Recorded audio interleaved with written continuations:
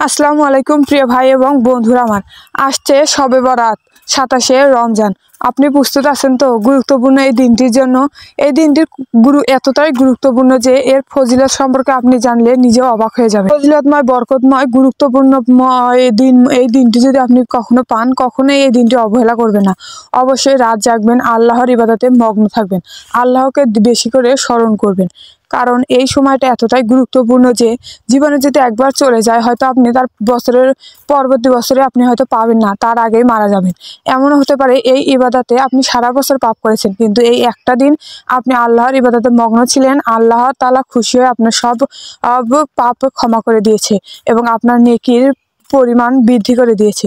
তো বন্ধুরা, কথাগুলো হয়তো গুছিয়ে বলতে পারি না। অবশ্যই আমরা সবার রাত জাগবো, নামাজ পড়বো এবং আল্লাহর পথে কাজ করব।